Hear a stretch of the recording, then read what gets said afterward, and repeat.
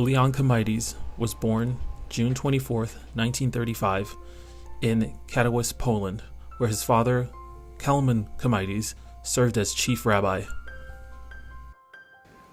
My name is Leon Kamaitis, and I was born in 1935, June of 1935, in the city of Katowice. Katowice is in Silesia and Upper Silesia, and what was southwestern Poland. Silesia was an interesting town because it was part of Prussia until 1918. Then when it was contested, and in the early 20s, it became part of Poland. So when I was born, it was part of Poland, but in fact the population there was a mixture of Germans and Poles. And very much like Americans, German Jews never learned another language, especially not Polish. So my mother didn't speak Polish. My father learned German because he was educated in Vienna, and he was the rabbi of the city of Katowice. But it was a large city, cosmopolitan city.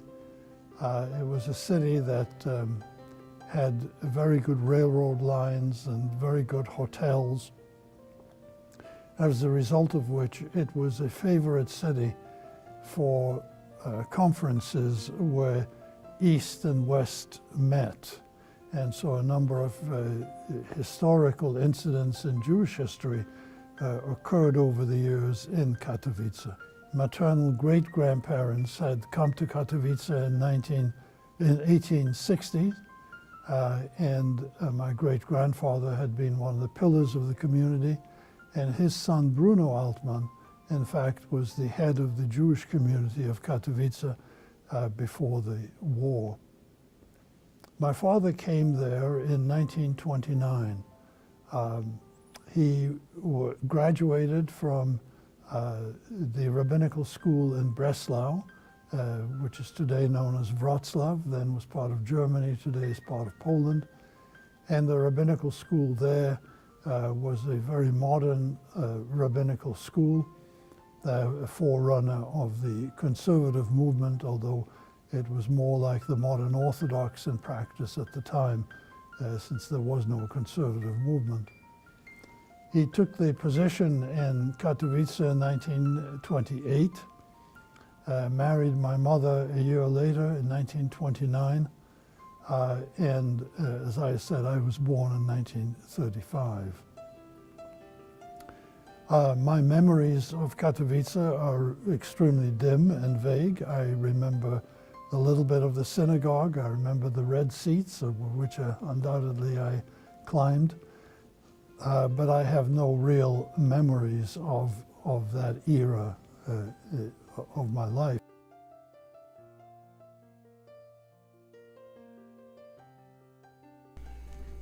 Joining the migration of 250,000 Jews with the Soviet occupation of eastern Poland, the family first settled in Szczecin with Kalman's parents near Soviet-occupied Poland, present-day Ukraine.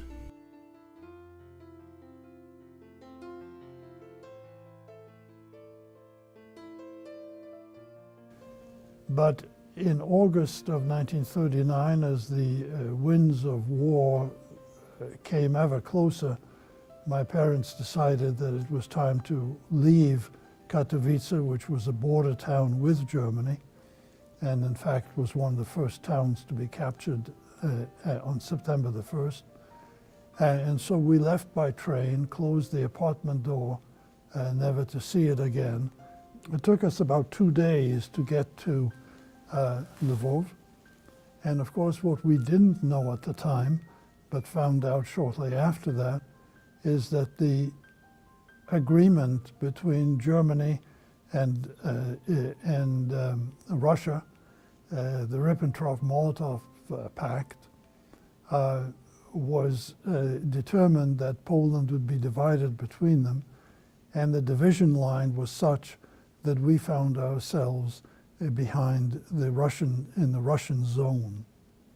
So the war started on September the 1st, and I vaguely remember the bombings of the city that terrified us.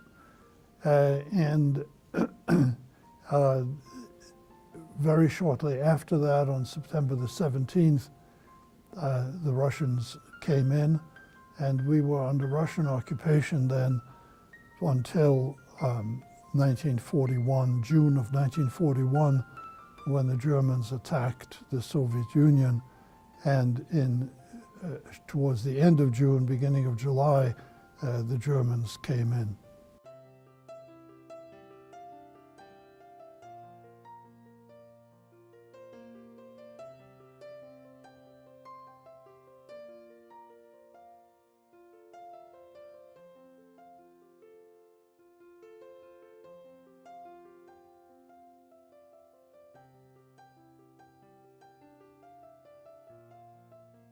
I was just becoming aware at that point, so my memory of that time of the Soviet occupation was very dim. My father could not, of course, work as a rabbi since that was a parasitic occupation, but he did get a job in Lvov, which was about a 2-hour journey from Stürz at that time. I also remember from that time were the deportations which took place to Siberia. The Russians started with the intellectual Poles, the leading group of Poles, and transported those. Included among those were a significant number of Jews, but not exclusively Jews. But I do remember the fear which was engendered by, who got caught last night by the NKVD, which was the name of the secret police at that time. Of course, we didn't know at that time that those were the people who would survive, that those were the fortunate people. At that time, it was a very great tragedy. There was also a shortage of food. And I have since found postcards which my mother wrote about the hunger which existed at that time. We as children were privileged in that whatever food was available, we of course got, so we didn't feel that at all. The Germans attacked the Soviet Union in June of 1941, and I do remember the thunder of tanks coming in. I remember boasting to my friends, the kids on the street, that I had no fear of the Germans because I spoke German, and therefore we'd be friends. I was 6 years old at the time, but I remember distinctly being chased out of our house, Jews being forced to scrub the cobblestones with toothbrushes.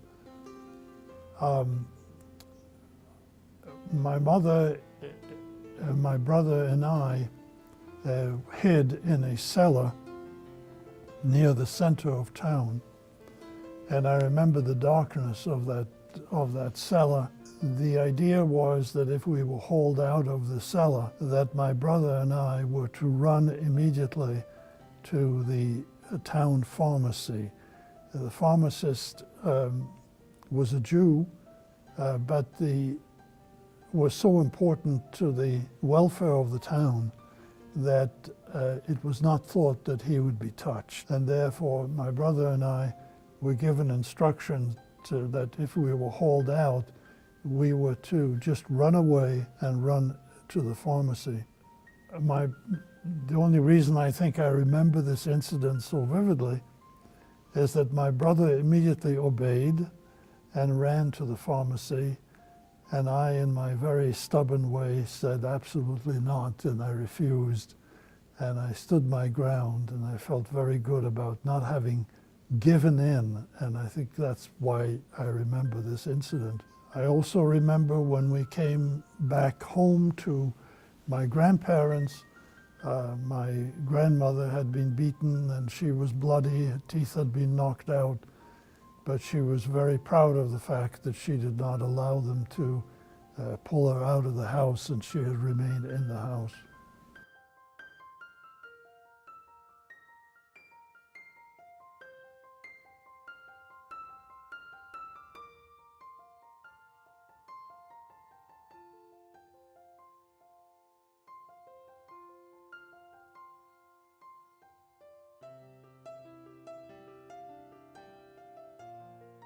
By 1942, it must have become very clear to my parents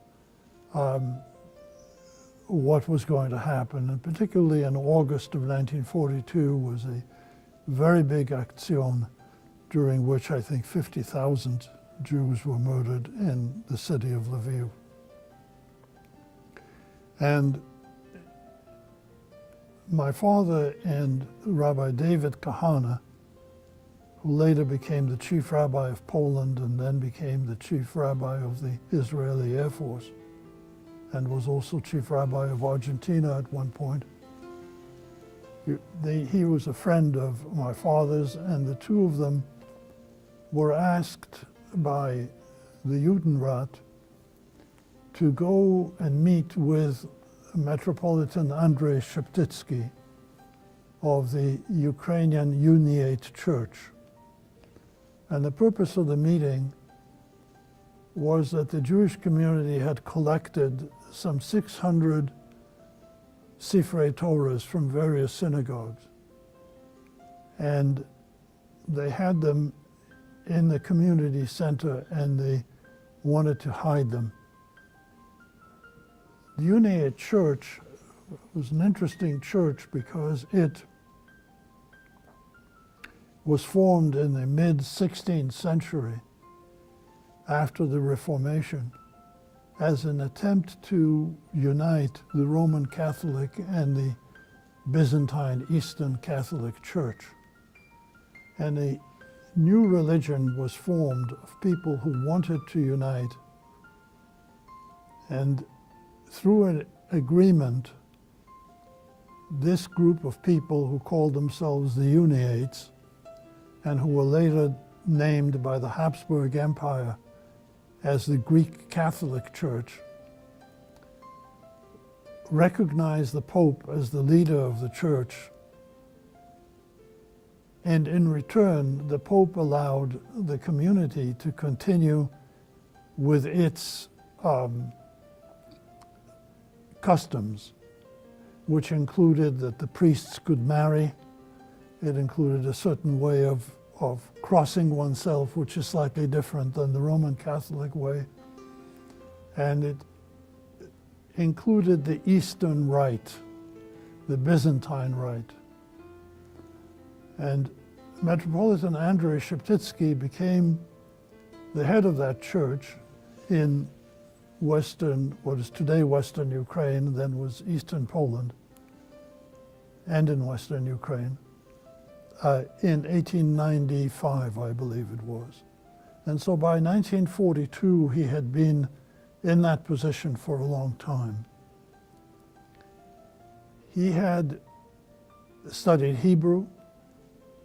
He was known as a friend of the Jews in that whenever he would come to a village and a delegation of his co-religionists would meet him, there would always be a Jewish delegation coming with a Sefer Torah.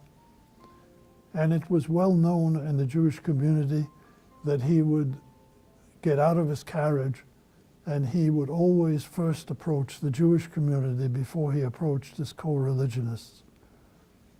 And he would kiss the Sefer Torah, and he would then address the Jewish community in Hebrew. And so I'm giving this in order to understand why the Jewish community would think of him in terms of turning to him. That meeting took place on August the 12th, 1942. And these two rabbis, on behalf of the Jewish community of Lviv, went to Metropolitan Sheptytsky in order to ask to hide the Sefer Torah. The Metropolitan stated that he would be happy to hide them, but he had no way of transporting them. And then he asked personally the two rabbis how they were doing and about their lives. And the discussion came to the children. And at that point, my father must have asked Metropolitan Sheptytsky whether he would be willing to hide his two sons. Metropolitan Sheptytsky hesitated, as I understand it, because he was concerned that boys could be so easily identified. He had previously hidden girls, but he had not hidden boys until that time. A few weeks later, probably in September, I don't know what date, my father made two very dangerous trips from Stritz to Lviv to the palace of the Archbishop, first with my brother and then with me. I remember my trip because it was in a truck with workers being taken to work, and we were hidden among the workers. The smell was overwhelming. I was, of course, small, and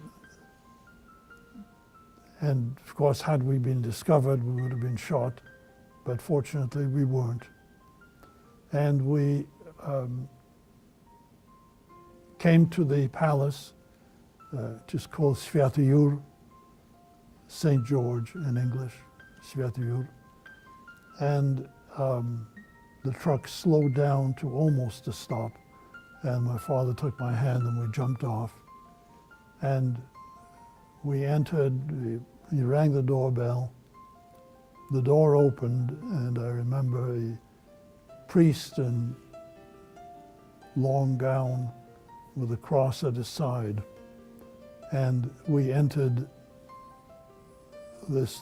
crossed this threshold into an entirely different world than I had ever encountered. There were icons on the wall.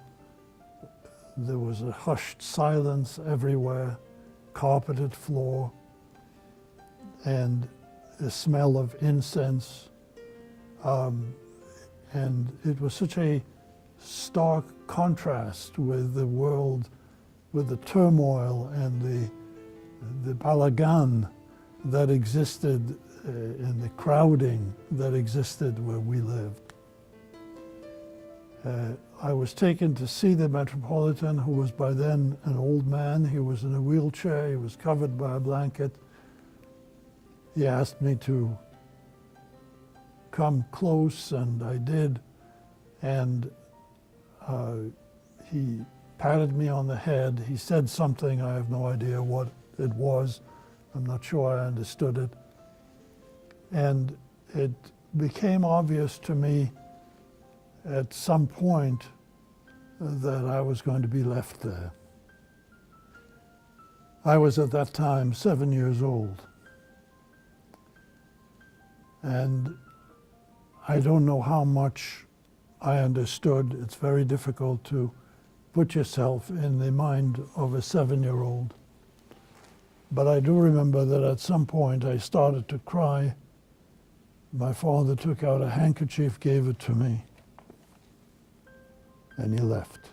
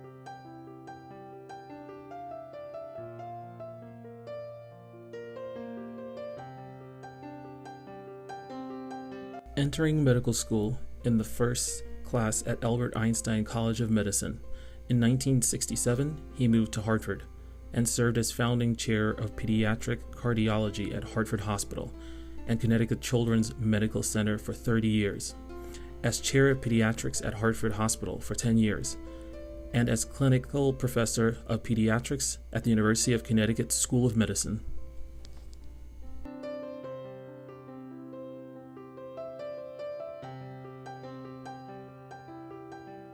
In January of 1967, I came here because Hartford Hospital was just developing pediatrics. They had a part-time chief of pediatrics, not a full-time. They had no subspecialties in pediatrics. It was really a very primitive stage. But Fred Flynn, who was the part-time chief of pediatrics, decided that they would try to get a pediatric cardiologist to come here, and managed to convince Hartford Hospital to fund that. And so I interviewed for the position and got it. And I liked it because Hartford was really uncharted territory at the time. There was no medical school here yet, but there was a promise of one. Pediatrics was at a very undeveloped stage here, I thought. So there was a tremendous opportunity to help develop the field, and that's what I did. And I was head of pediatric cardiology for 30 years, and when the medical school came, I was on the faculty of that and taught medical students and helped develop the initial curriculum for the school, built a neonatal and a pediatric intensive care unit. Then they asked me to become chief of pediatrics, and I did that for 10 years and gradually built the department up, and eventually we were able to build a children's hospital. And I think we're very fortunate in the community today. We have a wonderful pediatric setup, but that wasn't the case when I came here. I got married in June of 1961. My wife, Jean, was the executive secretary for the Department of Pediatrics in Rochester, so that's where I met her.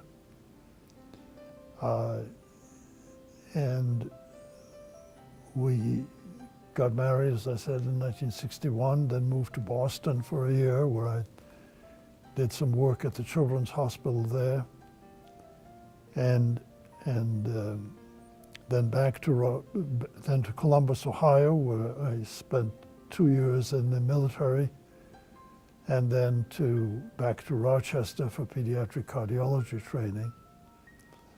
By the time we came, our first son was born in Columbus, our daughter was born in Rochester, and our youngest son was born in Hartford already. So we took each of the children back to various places. My youngest son came with us on our last trip, which was in '07, when we went back to Lviv and to the monastery, and to Katowice. My daughter, we took to Poland, not to Lviv, because at that time you couldn't really go to Ukraine. So the only one who has been to Ukraine is my youngest son. My daughter and my son-in-law, very shortly after they were married, we took them to Katowice and showed them Katowice. And our oldest son also was with us on a trip to Katowice. But our youngest is the only one who has been to. You know, I feel very much at home in the Polish language. I like the Polish language very much. and I'm always, I'm interested in people, and I'm interested in meeting people. I didn't have any, I was interested when I went to Katowice to go to the grave sites and see the graves of my great-grandparents. I don't, there are no graves for anyone else, but I did see great-grandparents. I was,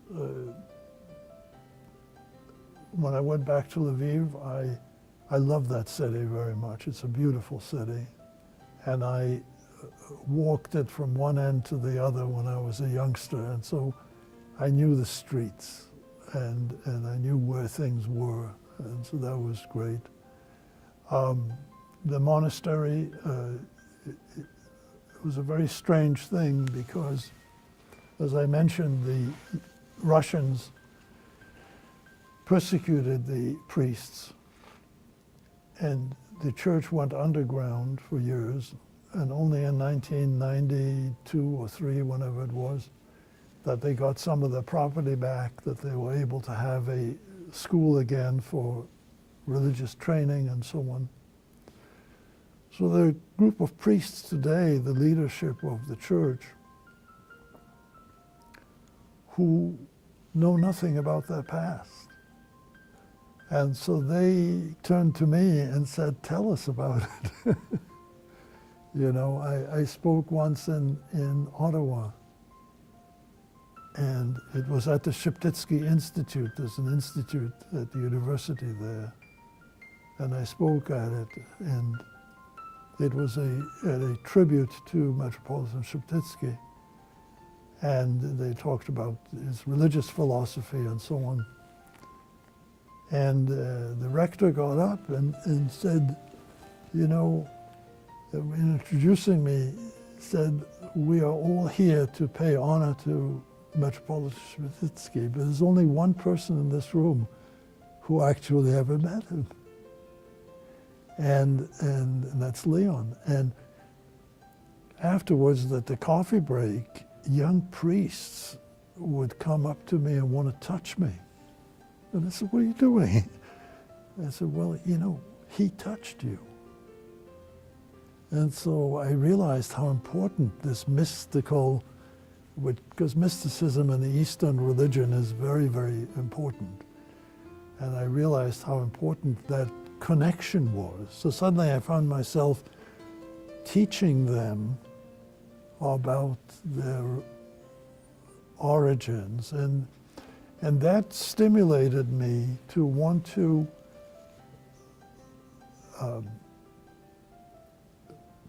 point out to them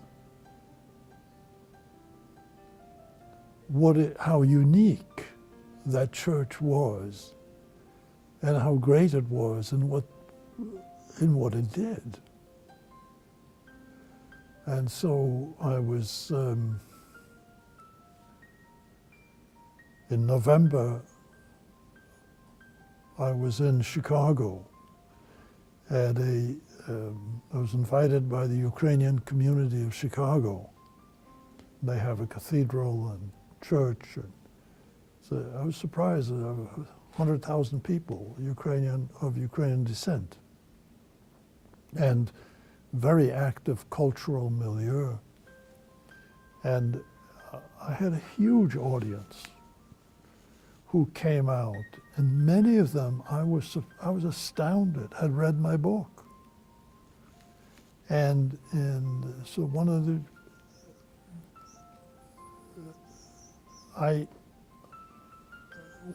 the things I said to them, I started out, and I didn't know how this would be taken. I said, I'm in a very unique position because I'm a witness to both the best and the worst in the Ukrainian nation. And I then went on to describe to them both the best and the worst. And I didn't know how this would be taken. And I can't tell you how many people came up to me and said to me, "It was very brave of you to say that to us. And you're right, and it's important that we hear it." So I think, again, I didn't, I was too busy building my career and building the future to dwell on the past. And it's not my habit to dwell on the past until recent years. We have in mind that students and teachers will come and learn from your story, and I'm wondering what you think is important that they learn from your experiences, from the experiences of Jews who both survived the Holocaust and those who perished in Europe. It's a very difficult question to answer, and I'm not sure I'm the best person to answer that. As many stories as there are of survival from the Shoah, every story is unique and is different. One thing that I have learned, I think, is that that you can't generalize about people and about groups of people. Not all members of a particular group are all bad or all good. There are good people and there are bad people, and they're in every group. The Ukrainians, the first pogrom I experienced was at the hands of Ukrainians, and yet I'm here because of the Ukrainians. So, and I don't think anyone has a monopoly on truth. Different groups have arrived at it differently, so I would hope that one of the things we would learn is to give people the benefit of the doubt and not to generalize about any nation or about any group in the same way that we wouldn't want generalizations about us. I think the other thing that's important to learn is if you believe, and I don't know whether I do or not, but if you believe that there is a master something or other that directs all of this on earth, then you have to wonder why the Germans were chosen to do this. And that's some question that I've pondered about. And I wonder whether the reason is that the Germans were at such a high level of culture and in such a high intellectual level that if they could do it, anyone could. And the lesson we need to draw from this is that given the right circumstances, I think this could happen to any group of people. And the perpetrators can be any group of people. And I think that's one of the great things that Tim Snyder has written in his last book, which I'm still trying to digest and trying to understand. But I think it's a very important lesson. At least it fits in with sort of my ideas of that. Yeah.